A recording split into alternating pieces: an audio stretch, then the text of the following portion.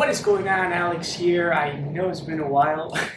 I haven't posted in a long time. I know I've been slacking, but anyhow, today finally I decided to, do a video, and a topic that I really wanted to talk about is VFR navigational logs. See, the thing is, there's excellent videos out there. Okay, there's one by what am I saying? Fly 8 Mike Alpha. He's got an excellent video on how to fill one of these up. But I decided to do something different. Nowadays a lot of people are using the electronics E6B, and I actually had students tell me, "Man, I've tried going to YouTube and trying to find a video on how to use the electronic E6B, and they were not successful." Well, obviously there's some videos that show you how to use it, but not how to apply it when you're doing a VFR navigational log. So today's video is going to be all about that. So without any further ado, let's get right into it. Alright, so today I'm going to be doing a navigational log from Naples to Immokalee. Obviously that is not a cross-country, is about 25 nautical miles. So a cross-country is anything that is more than 50. But imagine if I did that, well, this video would be super long. So I just want to go through the basics, show you how to use the plotter, show you how to use the different electronic E6B. And yeah, that I don't want it to take like hours, if not I would just bore you. So let me show you how to measure the distance. Obviously I have this plotter, it's from the ASA is the CPR-LX, and let me see if I can focus that. Okay, there you go. So there's a little bit of glare there, but as you can see down here, we have nautical miles, and that's what we want to use. We do not want to use the statute miles that we have right here in the back. There it is, statute miles. So we're going to go to the nautical mile side, and as you can see here, my chart is cut off right here. So the only way I can get the center of the Naples airport is, I know it's very hard to see it, but anyone that is in this area would know there's like a little beacon. The beacon star kind of like shows up a little bit up here in this part of the chart. So we're going to use that as a reference to where the center is. Okay, so I'm going to place the plotter right there, right here, and then I'm going to line it up with the center of the Immokalee airport, and I'm going to go ahead and make a line. Okay, so as you can see, that is about 25 nautical miles. Now we have to get our course. So to get our course, what I'm going to do is, you see here's the line, so I'm going to line up my plotter with that line, and you see how there's like some arrows up here, those represent north. Okay, so you want to have all these arrows pointing north. Then we have latitude and longitudinal lines throughout the whole chart. So what I'm going to do is I'm going to line up one of these lines, okay, with the the latitude line, not the longitude, sorry about that. So yeah, you want to line up one of these arrow looking lines with the latitude line, which is this one right here. Okay, so let me do that.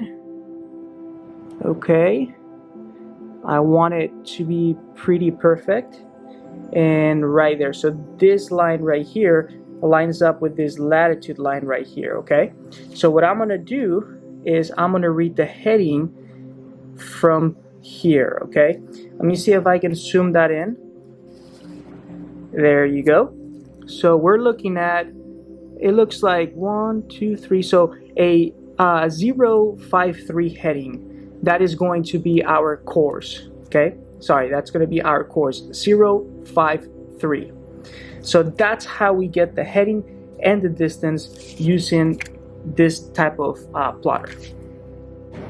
Great, so now that we have our course and also the distance, we want to determine where our checkpoints are going to be. And you always want to make sure that your checkpoints are like anywhere between 10 to 15 nautical miles apart. Sometimes you might be going through like open spaces, there's really not much going on. So I mean, I totally understand if you go a little bit further than that, but that's kind of like the range where you want to be at, somewhere around there. So let's go ahead and find some checkpoints. Okay, So as soon as we depart from Naples, right around 10 nautical miles, if you can see, we have some antennas here. So we're gonna make that our first checkpoint.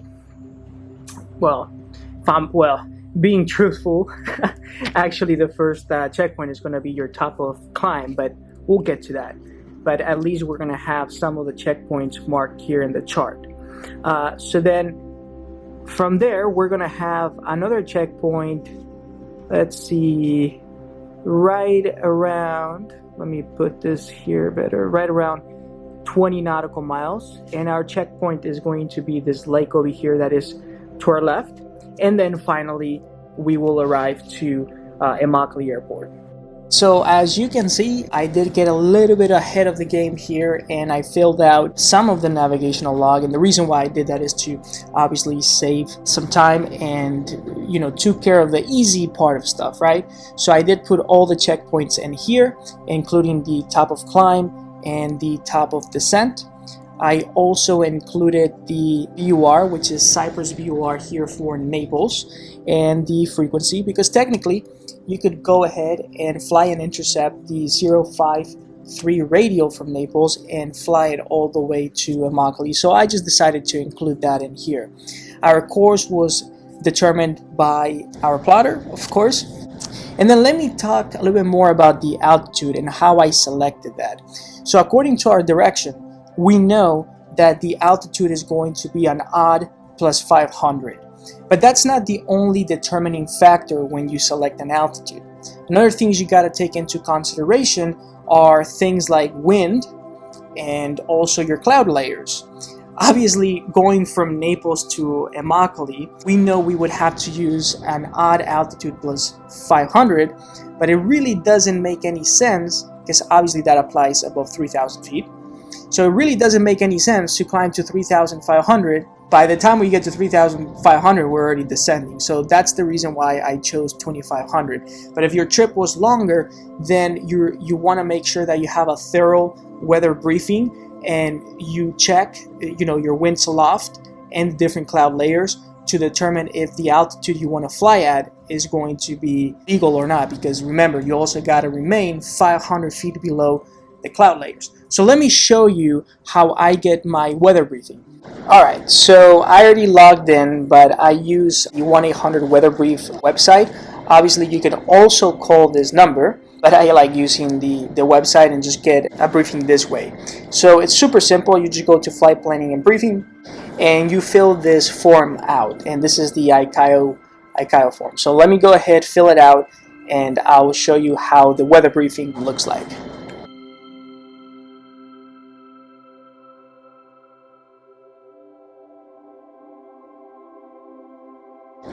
Alright, so here's the weather briefing, and it's really awesome. It really gives you all the information you need to do this flight. Okay, it's going to give you all your SIGMITs, all your AirMITs, all your TFRs that you may have along the route. I mean, everything, okay? And when you do your check ride, you want to make sure that you have different options. You can do the web briefing, or you can do a PDF. You can download the PDF, put it in your iPad, and when the examiner asks you, what do you think about this flight? Is this a flight that we can do? Then you can go ahead and show him the weather briefing and tell him, hey, this is the reasons why we can do the trip, or this is the reasons why we couldn't do the trip today. So, as you can see, you have like different charts of cloud coverages that could help you determine which altitude to use, different winds. So truly everything you need to know is here. It also gives you a nice area forecast. So yeah, anyways, I just wanted to show you, there's the NOTAMs. So I just wanted to show you this. So this is a way that you would use to determine which altitude is the best, and make sure that you remember that you have to remain, depending on your airspace, 500 below the cloud layers. Now let me show you something super cool. I know a lot of you guys hate doing nav logs.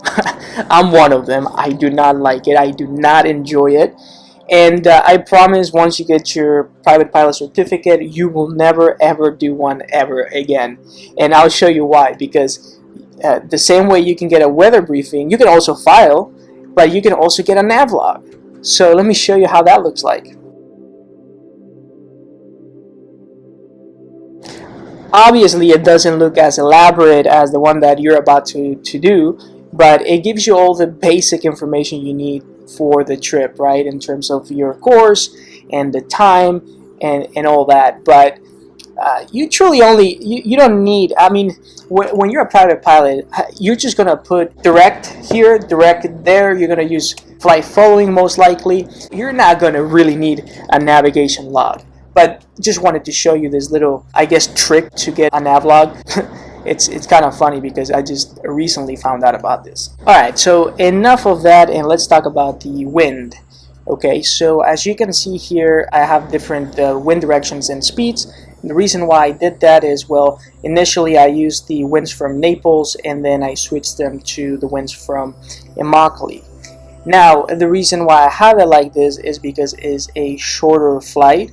But when you're doing longer flights, you might want to use the winds aloft. And obviously, if you're flying at higher altitudes, you want to use the winds aloft. A way to get those is going to be through the weather briefing, or you can go to aviationweather.gov and get it through there. So let me show you that real quick. Okay, so here we are. We're in aviationweather.gov.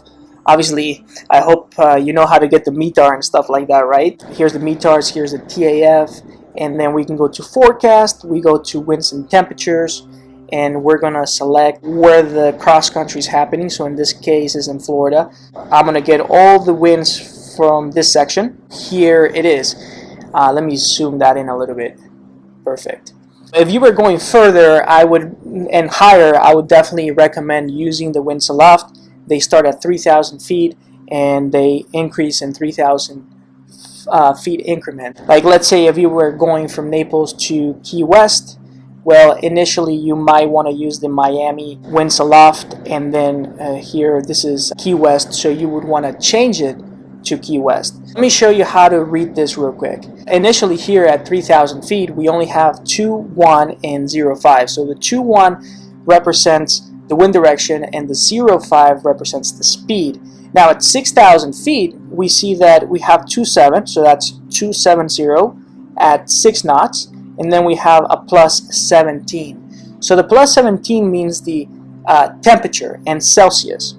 The reason why at 3,000 feet we don't have that is because the temperatures equal the temperature on the ground. So you can get that through the METAR. Alright, so now let me show you how to determine what your true airspeed is going to be. I'm going to be using the POH of a Cessna 172S, and let's go ahead and find where the calibrated airspeed is. So first place you're going to go is obviously to the table of contents, and you know, go through them, and the one that makes the most sense is performance, right? So it's going to be most likely in the performance chapter or section in this case. So let's go ahead and go to performance, section 5. Okay, so there's performance, and we're going to go to the table of contents and find here the airspeed calibration, and we don't want the alternate, but we want the normal static source, which is going to be page 5-9. So let's go ahead and go there, and here it is. In this airplane, VY is 70 knots. Okay, so we're going to use the indicated airspeed 70 knots. Our calibrated airspeed is going to be 70, so there's really no difference there. But for the majority of the planning, we're going to use our cruise speed, which is usually around 100 knots indicated. Sometimes maybe a little bit more, but we're going to use 100, and our calibrated airspeed is going to be 97. From Naples to the top of climb, I'm going to use the 70. Alright, so let me show you how to calculate true airspeed using an electronic E6B. So I have two of them here. We have an older one by Sporties and a newer one by ASA. So I'm going to show you how to use both. So the first step is going to be to find our pressure altitude. So for that, you're going to press in this button, and we're going to go to PD altitude, which is pressure and density altitude. And I'm just going to use 2,500 because that's the altitude we're going to be climbing to, and that's going to be our indicated altitude. And our barometric pressure is, again, 29.91. There you go. So I got that obviously from the METAR, and our temperature is 31 degrees Celsius. So our pressure altitude is going to be 2,509 feet. So now with that information, I'm going to go to speed, to plan true airspeed, and plan true airspeed. Actually, it already saved the pressure altitude for me, and our temperature is 31. Our calibrated airspeed is 70 for our climb out, and our true airspeed is going to be 75.3. So that's how you get the true airspeed using this E6B. Let me show you how to do it in this one. Super easy. You go to the altitude right here, and indicated altitude is going to be 2,500. Click in the center. Our barometric pressure is 29.91. Enter again. I don't know why I didn't save this one. Okay, there you go. And our outside air temperature is 31. And we need to change that. As you can see here, it says Fahrenheit, but we don't want that. We want Celsius. So as you can see here in the conversion unit, I can change that. So we're going to put Fahrenheit, Celsius. We're going to put 31. Oh wow, now I have to redo the whole thing. Enter, enter. Alright, so there it is. Our pressure altitude is going to be 2,510 feet, and then our sporties one was 2,509. Wow, it's not too bad. So there it is. So now we're going to go back, and we're going to go to airspeed, and we're going to calculate our true airspeed. So our outside air temperature, let's change that to Celsius. It's going to be 31. Our calibrated airspeed is going to be 70. We're going to click enter. It already saved our pressure altitude, and our true airspeed is going to be 75.27, which is pretty close. With the sporties one was 73.3, so pretty accurate. Alright, so we're going to put 97 up here, and the reason why we're going to do that is because it's the calibrated airspeed that we're going to use for the majority of the trip. We're going to use the true airspeed that we got from my super reliable Sporties electronic E6B, and that was 75.3. We're going to fill out our true course column here, and here up here we're going to put our course. Put that there, and now we have to determine what our wind correction angle is. So let's do that. Alright, so low battery. Hopefully it's going to last me till the end of this video. I really hope so. But man, I hate how scratched my screen is. Let's see. Trying to find the best angle. Okay, so to get your wind correction angle using this electronic E6B, the Sporties, we're gonna click on the heading and ground speed button right here, and we're gonna click enter on the first one, which says heading and ground speed, and we're gonna put our wind direction, which is 280. Our speed is 9 knots. Our course is 053, and our true airspeed was saved, so we just gotta click enter, and our wind correction angle is -5. Now let me show you how to do it with the ASA. So it's super easy. So we're gonna go all the way down to wind correction, and we're gonna put our true airspeed, which is 75.3. We're gonna click enter. Our course is 53. Enter. And our wind speed is going to be 9 knots. Enter. Wind direction 280. Enter. And our wind correction angle is going to be -5. Now don't get confused. You know, I know sometimes you see these equals right here. That's if you put the information in the check marks, is going to be giving you the equals. So in this case, we have -5, just like in the Sporties. So our wind correction angle is going to be -5, and that's going to give us a true heading of 048. So we're going to do the math here, we're going to subtract it, and then we're going to put it up here where it says true heading. To determine what the variation is, we're going to have to refer to our sectional chart. Our closest isogonic line, let me zoom that in a little bit more. There you go.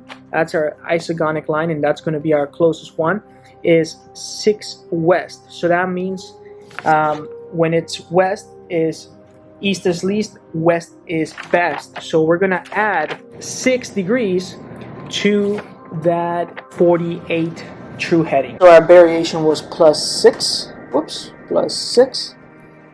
And that's going to give us a magnetic heading of 054.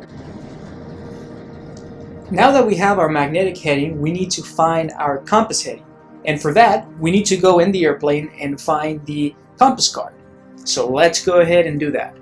We are inside the airplane, and here's our magnetic compass up there. Usually the deviation card is going to be like somewhere near the magnetic compass, but in this aircraft we actually have it right here, and that's how our deviation card is going to look like. Every so often a mechanic is going to do a magnetic swing, and what they do is they have what's called a master compass, which is calibrated every year, and they compare, they line it up with all these different headings, as you can see, north, 030, 060, and they compare what the master compass says versus the actual magnetic compass inside the aircraft, and they will then write down the difference. So if you're flying 030, you want to steer 030. If you're flying west, which is 270, you would want to steer 269. So that's a pretty quick explanation, but this is how we're going to determine what our deviation, our magnetic deviation, is going to be. All right, now that we have the magnetic card, we can see that 054 is between 030 and 060. So since it is in between, if we would fly 030, that means we'll have to steer 030, and if we flew 060, we'll have to steer 060. So there's really nothing we need to add or subtract. So we're going to put 0 over here, and this is in accordance to our magnetic card. So then our compass heading is going to become 054. Now we need to find what our distance is going to be to go from Kilo Alpha Papa Foxtrot to our top of climb. And for that, we're going to have to go to our POH. I'm already a step ahead here, and we're just going to go to performance, and that is going to be chapter 5. So let's go and find chapter 5. So let's go in our table of contents, and let's see, let's go ahead and find that. Here it is. So figure 5-7, let me show it to you. It says time, fuel, and distance to climb.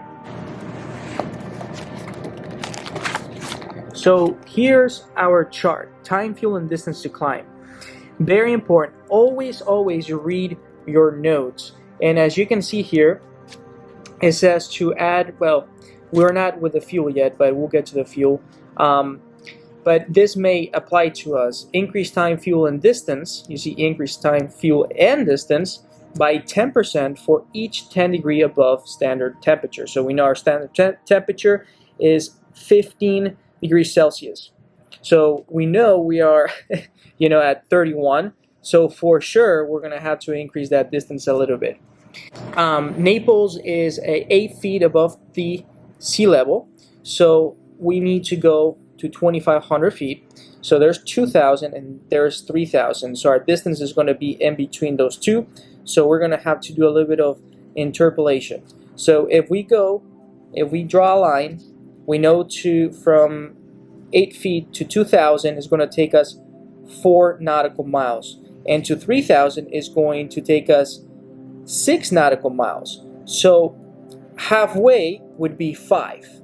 So to go to 2,500 is going to take us 5 nautical miles, and we would have to add that 10% for sure. Actually, it would be, let's see, 15, 16, so it's going to be 16%. So what I did is 31 minus 15 is 16, so it's 1% per 1 degree Celsius. So that would leave us, let me do some math. We're going to do 5 multiplied by 0.16, and that's 0.8, and we're going to add the 5 to it. So it's going to take us 5.8 miles to get from Naples to our top of climb. It's going to take us 5.8 miles to get to top of climb, and then we're going to put the remaining distance down here. Is going to be 25 minus 5.8, so that is 19.2. Let's make that a little bit bigger. There you go. The next step is to get our ground speed. So for that, we're going to use our E6B, and let me show you how to get that. If you're using your Sporty E6B, we're going to go obviously right here to heading and ground speed. So we're going to click in this button right here, and then click enter. Alright, so our wind direction is 280, our wind speed was 9, and then our course was 53, and our true airspeed was 75.3. So here's our ground speed. Let me make sure I zoom it in. There you go. So that's going to be 81.1. Alright, so let's go ahead and use the fancy E6B. So we're going to go to wind correction. Our true airspeed was 75.3. Enter. Our course was 53. We don't need that. Our wind speed was 9 knots. And our wind direction was 280. Obviously, this was already saved, but you would, punch the numbers in. And that gives us a ground speed of 81.15, which is pretty close to what we got in our Sporty E6B. Alright, so we're going to put our ground speed up here, which is 81.1. And let me correct, there you go, good.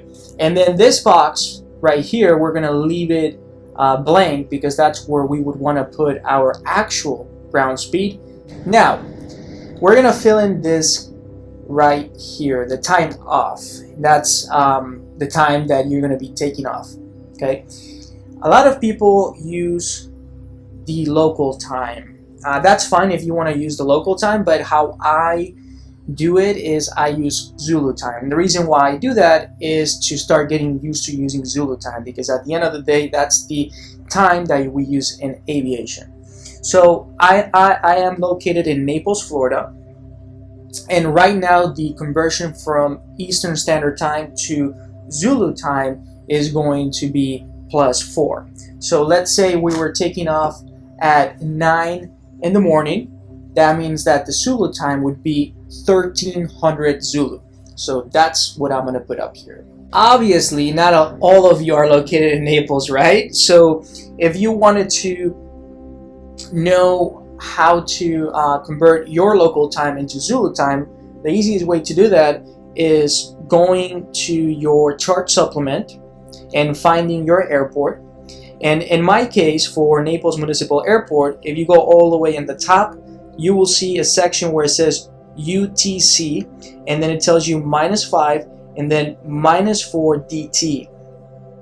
So that means if you are in daylight saving time, which currently we are, in my case, I'll have to do +4. If we were not in daylight saving time, it will be +5. But the reason why this is minus is because it's telling you how to convert Zulu time to your local time. Now let's go ahead and find our estimated time en route, and for that we got to go back to our POH. And as you can see, to climb from 8 feet, because that's where Naples is, or almost sea level at that point, right, to 2500 is going to take us 3 minutes and a half. And obviously I'm interpolating that, right? So to 2000 is going to take us 3 minutes. to 3,000 is going to take us 4, so halfway would be 3.5. But remember, we got to add that 1% per 10 degrees Celsius above standard temperature. So that means that we would have to add, let me do the math. So 3.5 multiplied by 0.16, that's going to give us 0.56. So just for simplicity, we'll just make it 4 minutes. Okay, so it's going to take us 4 minutes to climb from 8 feet to 2,500. So we're going to put 4 minutes right here. And this one is going to be super simple. And here, this is going to be our estimated time of arrival to this checkpoint, which is top of climb, is going to be 1304. Now, let's find what our gallons per hour is going to be, what our fuel burn is, and how much we're actually going to burn. So according to the chart, it's going to take us 0.8 gallons to get to 2,000 and 1.2 gallons to get to 3,000.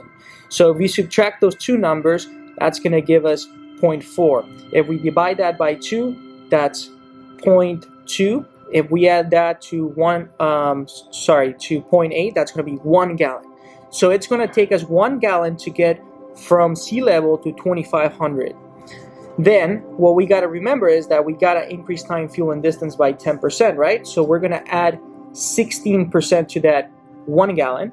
So that makes it 1.16. So 1.16 gallons. So we're just going to round it out and make it 1.2 just to make it easier. So then that 1.2 gallons, we need to add it to 1.4. So that makes it 2.6. So it's going to take us 2.6 gallons to taxi, do the run up, do the takeoff, and then climb to 2,500 feet. So let's go ahead and put 2.6 here. How much fuel are we going to have remaining? Well, for that, you need to know what your usable fuel is going to be. So in our case is 40 gallons. So then the only thing we got to do is subtract 2.6 from 40 gallons. So that is, let me do the math, that is 37.4 gallons remaining after we reach top of climb. In my opinion, usually this part of things is the easiest one. I mean, the other ones are easy too, but I feel like since we have a chart telling us what our, how much fuel, time, and distance is going to take us to get the top of climb, I guess it makes it easier and you don't have to use your E6B. But now let's go ahead and do the other column. So I hope all this here is clear. So we got the course, using our plotter. We talked about altitude and then how we got the wind. So let's go ahead and continue with the rest. Here for the true airspeed, we know that we cruise around 100 knots indicated and the calibrated airspeed for that was 97. So we need to calculate our true airspeed again because here we used VY, which was 73 knots. So now for the true airspeed here, we're going to have to recalculate that. So let me show you how to do it. First thing we got to do is find pressure, altitude, and all the information is already saved here, which is that's the nice part of using this. It saves the info. But we're going to go to pressure, altitude, 2,500 feet indicated altitude with a barometric pressure of 29.91, and our temperature is 31. And there's our pressure, altitude, 2,509 feet. Now we're going to go to our speed. And we're going to go down to planned speed. Well, what am I saying? Planned true airspeed. There's our pressure, altitude. There's our temperature. There's our calibrated airspeed. So here we're going to put 97 for our calibrated.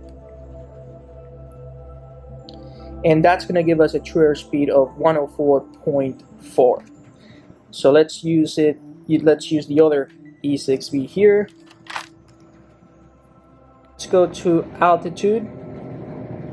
There's our indicated altitude, barometric pressure. It was already saved.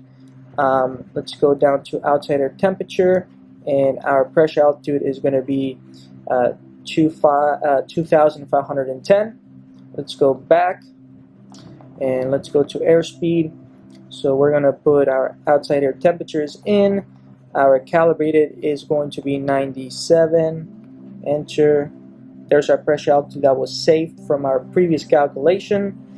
And it's the outside air temperature. And there it is, 104.29. The true airspeed between both E6B were not as close this time, so I'm going to go ahead and use the one from my Sporty's E6B, which was 104.4. And if you're, the reason why I'm asking the Sporty's one is because that's the one I always used, right? So I'm a little bit biased in that sense. I love the ASA, don't get me wrong, but I'm always going to go with the Sporty's. Alright, so let's go ahead and find our true course, and that's going to be the same way we did it before. We're going to go back to our E6B. If you don't recall, just rewind a little bit, and you're going to be able to see how to calculate what your wind correction angle is going to be. With a true airspeed of 104.4, that's going to give us a wind correction angle of -4, and that's going to give us a true heading of 49. So this is still going to remain +6 because we haven't gone away from that isogonic line. And when we make the math, that comes out to 0.55. And here for the deviation, we're still going to have a 0, and that's because when we compare 0.30 and 0.60, there's really no difference on what you should be steering. So then we're just going to put 0, and we end up with a compass heading of 0.55. Now we know that from Naples to the antennas, which is our first checkpoint, is 10 nautical miles. Let me show you that if I can right here. So there it is, and to our first checkpoint, which is the antennas, is 10 nautical miles. So to determine what our distance is going to be from our top of climb to the antennas, it's super simple. The only thing we got to do is subtract 10 minus 5.8, which is 4.2. And our remaining distance is going to be 19.2 minus 4.2. That gives us 15. For the ground speed is exactly, you will use the E6B exactly how I showed you previously. You will just punch in the numbers, and that's going to give us a ground speed of 110.3. Now we're going to go ahead and calculate what our estimated time en route is going to be from our top of climb to the antennas, and for that we're going to use our E6B. We're going to go to flights, we're going to go down to leg time, and our distance is 4.2. I already have it pre-selected there. Our ground speed, you will obviously punch it in, 110.3, and our time is going to be 2 minutes and 17 seconds. Now on your ASA E6B, you're going to go to ground speed right there, and you're going to put our distance, which is 4.2, enter. And our ground speed is, I'm going to obviously use, even though they're different, I'm going to use the one from our Sporties. So that's, oh wow, it erased it. So it's 110.3, enter, and then our distance was 4.2. And look at that, that was pretty close. Okay, that's 2 minutes and 17. And if you wanted to change that to other units, you can press and convert unit. That's going to give you seconds, minutes, hours, but we want this one, hours, minutes, and seconds. Alright, so we're going to put 2 minutes and 17 seconds. So that there.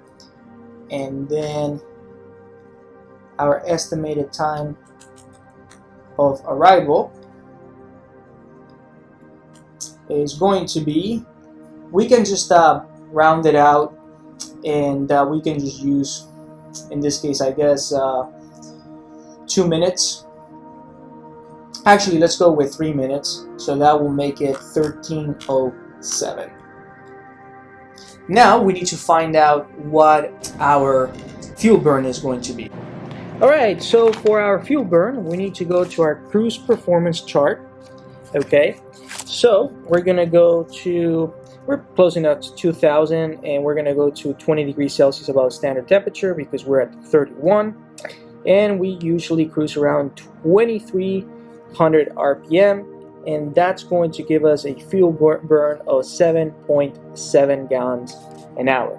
Now, even though this says 7.7, the maximum this aircraft is going to do is 9.9. So when I do my fuel calculation, I always use 10 gallons an hour. You don't have to do that, but I like staying in the side of caution, especially knowing that a lot of pilots get in trouble because of fuel. So I like using 10 gallons an hour, and all my calculations are going to be based on 10, even though it's going to be, according to this, a little bit less. Now, if you were trying to be a lot more accurate because you need to go further out, it's a longer flight, then you might want to get more accurate, but I like using 10. So for our gallons per hour, I'm going to go ahead and put 10 up there, and let's calculate what our fuel burn is. So for that, again, let's go to our E6B. Alright, so for that, we're going to go to required. We're going to select on fuel. And you see, this is the cool part. It saves your time, okay? So then you're going to click enter, and that's flow per hour, and that's 10 gallons. And I'm going to be burning 0.4. So that's where with our sporties. With ASA, we're going to go again to fuel. Make sure it zooms in. There it is, fuel. Enter. And there's our duration, so we're going to change that. Actually, there it is, 2.17. What am I saying? 2.17, so 2 minutes and 17 seconds. And our rate is going to be 10 gallons an hour. Oops. So 10. There it goes. And there it is, our volume. So 0.38, we'll just make it 0.4. So 0.4 it is. Let's do some math to see how much fuel we have remaining. So we're gonna do 37.4 minus I can't believe I'm doing this math. Oh my god.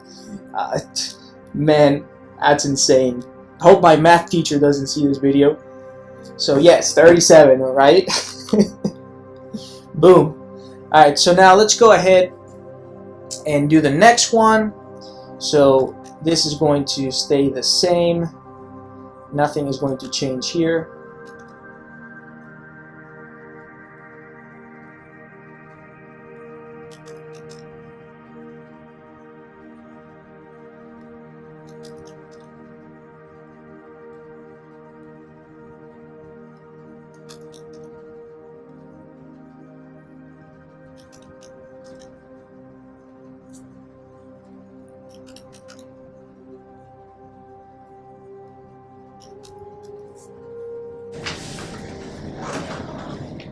Alright, so for the distance, you're going to grab your plotter, go into your chart, just like I showed you in the beginning, and you're going to measure the distance from the antennas to the lake.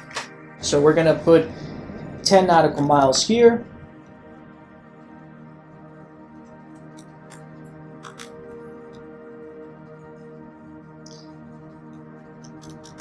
And that's going to leave us with 5 miles. Ground speed is going to stay the same.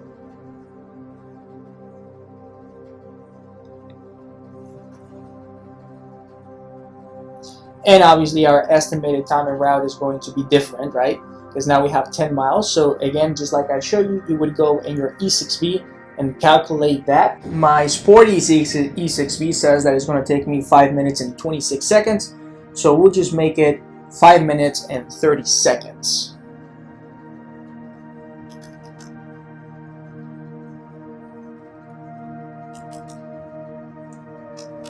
So we will round that up to 6 just to make it easier, and that's going to be 1313.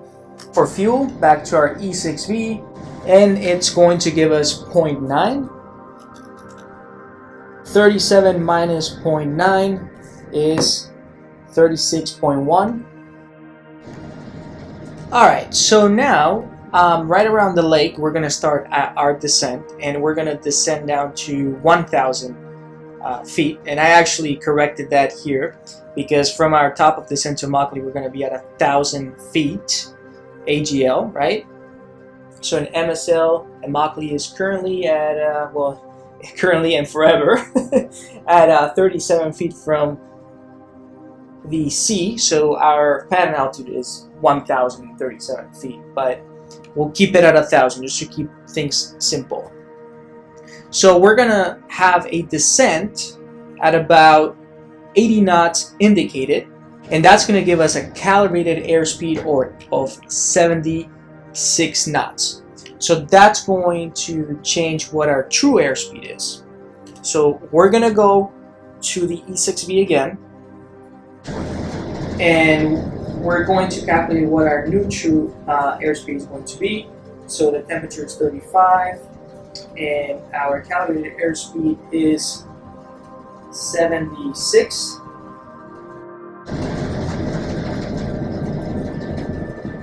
And our new true airspeed is going to be 82.3.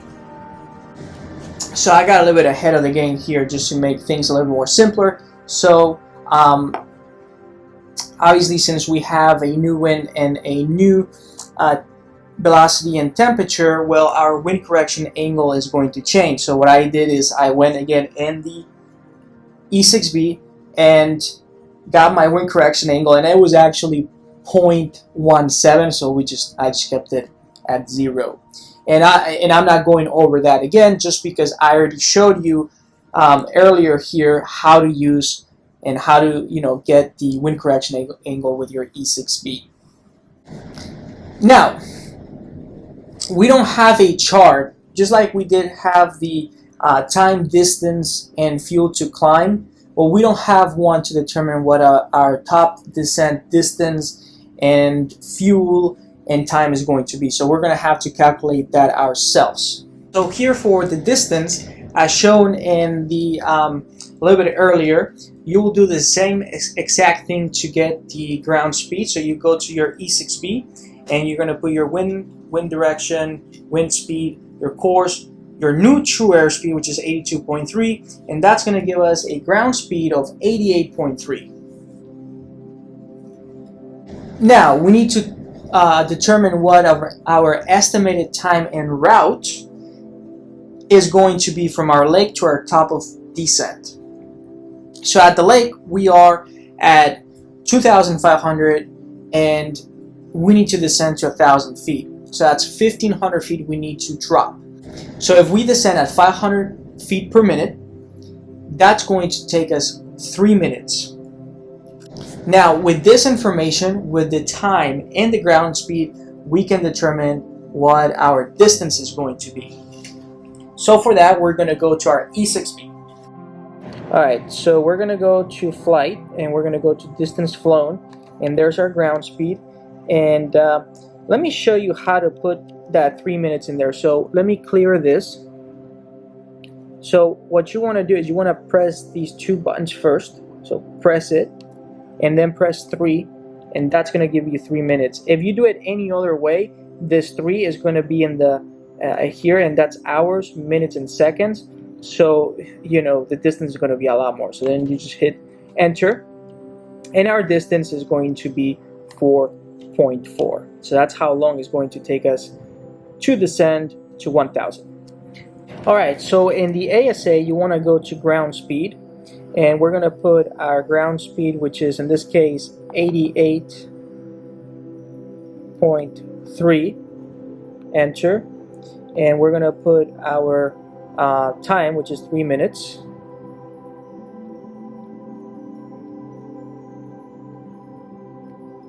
So this one is a lot easier, right? So you just press the 3 and then the 2 dots and then the 0, 0. Oh no, it does the, oh okay, so it did the same thing. So what you want to do is you want to go to minutes and just put 3. Okay, that's going to make it easier. There you go. So it's going to take us 4.4. So about the same that we got from these 40s. Great, so it's going to take us 4.4, whoops, what happened there? So 4.4. And that's going to leave us with 0.6, so almost half a mile left.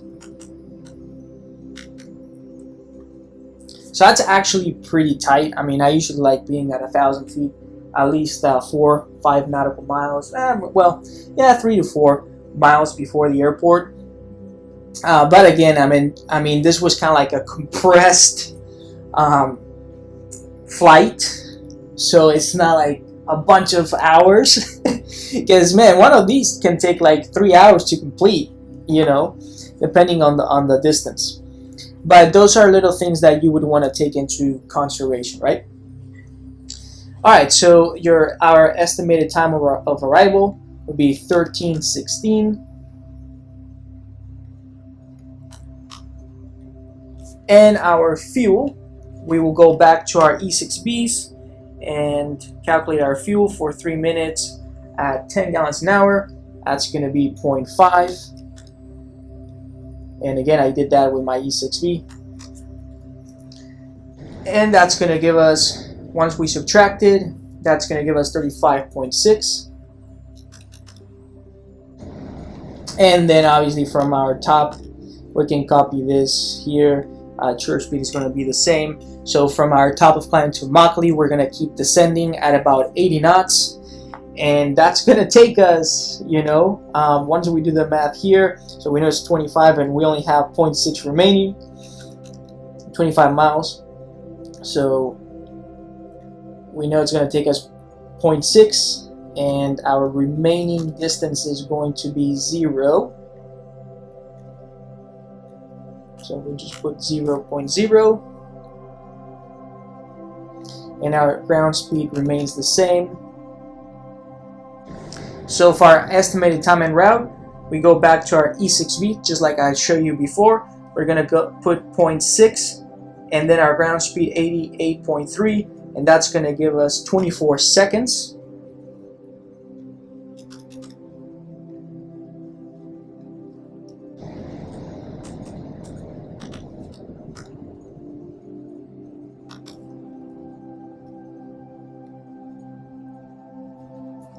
And then we can just round this one out to 13, and we'll just put 17 just to make it easier, and we don't have those seconds there. And then the fuel that we're going to burn, and we're going to go back to our E6B, but even though we already covered it, I'm going to cover this one again because with these 40s it's a little bit weird how it works when you're trying to put hours and minutes and seconds. So let me show you real quick. Alright, so to calculate the fuel, we're going to go to required, go to fuel. I already have the 24 seconds there, but let me clear that and show you how to do it. So you want to press the 2 buttons here, 1, 2 times, and then put 24. Click enter. Then our flow is 10 gallons an hour, and that's going to burn 0.1 of fuel. With this one is even easier. Oops. You're going to go to fuel, and we're going to go to a different unit. We're going to go to seconds, and we're going to put 24 seconds. And then we have 10 gallons an hour, and it's saying that it's going to take us 0.007, so 0.1 works.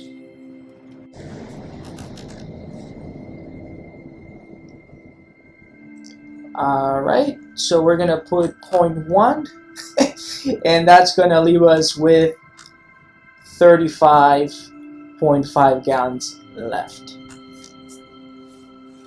So there it is. This is your navigation log very, this is a super short one, but obviously you're going to be doing a lot, longer ones, of course.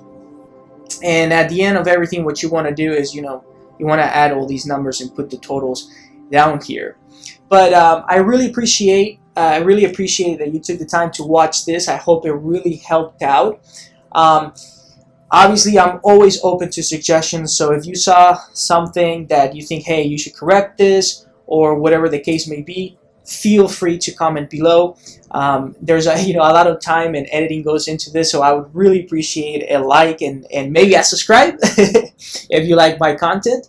And I'll see you guys in the next one. Again, I'm going to be trying to post a lot more videos, so stay tuned. Take care.